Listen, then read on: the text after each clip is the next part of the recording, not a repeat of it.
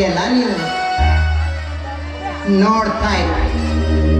ಈ ಊರಾಗ ಮಂದಿಯೆಲ್ಲ ಕೂಡಿಸಿ ನಿನ್ನ ಮೈ ಮೆತ್ತಗೆ ಮಾಡಿಸಿ ಈ ಮಠ ಬಿಡಂಗ ಮಾಡಿಸ್ಲಿಲ್ಲ ನಾನು ಹೆಣ್ಣೆ ಅಲ್ಲ ಅಂತ ಹೇಳಿ.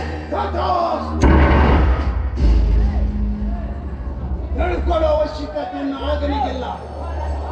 ನಾಗನಿಗಿಲ್ಲ. ನೀನೀಗಂದಂತೆ ಹೆಣ್ಣೆ ಅಲ್ಲದ ರೂಪದ ತಾಳಿ. ಸಂಸಾರದ ಸುಖಾನೂ ಇಲ್ಲ, ಸಾಹಿತ್ಯ ಸುಖಾನೂ ಇಲ್ಲದ ಪಾಖಂಡಿಯ. ದೊಡ್ಡ ವೇದಾಂತ ಹೇಳಿದಂಗೆಲ್ಲ ನಡೆದು ಬಿಡ್ತದೆ ನೋಡು.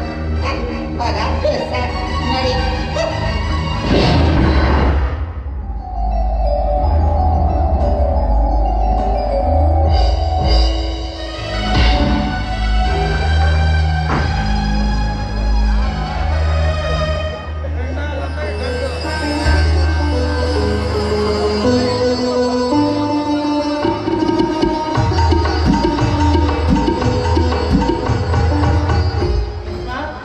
ನೀ ಹೇಳಿದಂಗ ನಾವು ಬಂದದ ಪ್ಯಾಟಿ ತುಂಬಾ ತಿರುಗಾಡಿ ಹಣ್ಣು ತಗೊಂಡು ಬಂದನು.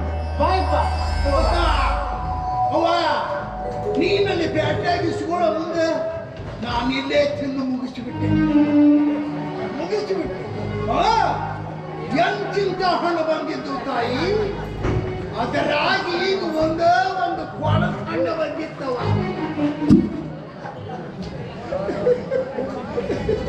ಅದನ್ನ ಬಿಟ್ಟುಬಿಟ್ಟೆ. ಹೊಟ್ಟೆ ತುಂಬುವಂತ ಹಣ್ಣು ಸಿಕ್ಕು ತಾಯಿ, ತಿಂದು ಹೊಟ್ಟೆ ತುಂಬಿಸ್ಕೊಂಡೆ. ನಿನ್ನ ಮಗನವ ನಾನು.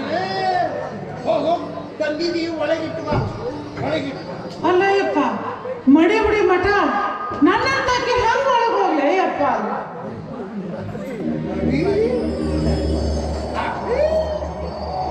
ತಾಯಿ ಮಾತು ನೀನು ಹೇಳಿದೆ. ಮಡಿ ಯಾವುದು ಭೀಮ ತಾಯಿ? ಮಡಿ ಯಾವುದು? ಅಂತರಂಗ ಶುಚಿಯಾಗಿರುವುದೇ ಮಡಿ. ಅದಿಲ್ಲದೆ ಹೋದ್ರೆ ಇದೆಲ್ಲ ಕಾಲ ಮಡಿ, ಎಲ್ಲ ಕಾಲ ಮಡಿ. ನೀನೀಗ ಒಳಗೆ ನಡಿ. ನೋಡಿ,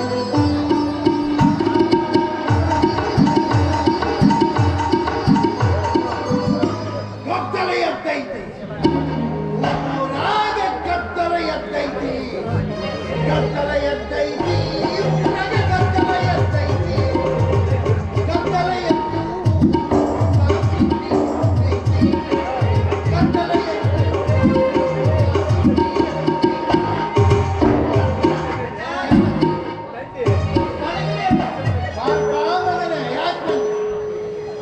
ಯಜ, ನೀನಂತ ಒಂದು ಕೆಲಸ ಇತ್ತ ಯಪ್ಪ, ಅದಕ್ಕೆ ಬಂದೆವ. ಏನಪ್ಪ? ಯಜ, ಭೀಮೋ ಬಂದಾಳ. ಯಜ, ಭೀಮೋ ತಾಯಿ ಬಂದಾಳ. ಬಂದಾಳ. ಯಜ, ಮತ್ತ ಅಕ್ಕಿ ಅಂದ್ರೆ ಪಿತಾಂಬ್ರ ಹುಡುಗ ಬಂದಾಳಲ್ಲ, ಅದನ್ನ ಕೊಡಸಯ್ಯಪ್ಪ. ಭೀಮವ್ವ ಪೀತಾಂಬರ ಹುಡುಗ ಬಂದಾಳ, ಅದನ್ನ ಕೊಡಸಯ್ಯ ಅಜ್ಜ. ಯಾಕ? ಅದು ಊರಾಗ ದೊಡ್ಡಾಟದಾಗ ಬಂದ ನಮಗೆ ಸೋಪ್ ಕೊಟ್ಟಾಡಪ್ಪ.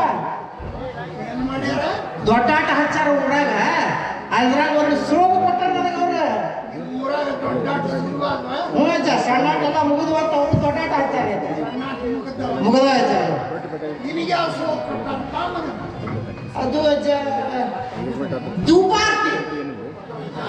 ಧೂಪಾರ್ತಿ ಅಂದ್ರೆ ಅದೇ ಅಜ್ಜ, 5 ಮಂದಿ ಗಂಡ್ರು ಇರ್ತಾರೆ ಆಕಿಗೆ. ಅದೇ ಧೂಪಾರ್ತಿ. ಆ ಸೋಪ್ ಕೊಟ್ಟಾನೆ ಅಜ್ಜ ನನಗೆ, ಅದಕ್ಕೆ ಅದು ಸೀರ್ಬೇಕು. 5 ಜನ ಗಂಡ್ರು ಆಕೆ ಧೂಪಾರ್ತಿ. ಹೌದಜ್ಜ, ಹೌದಜ್ಜ.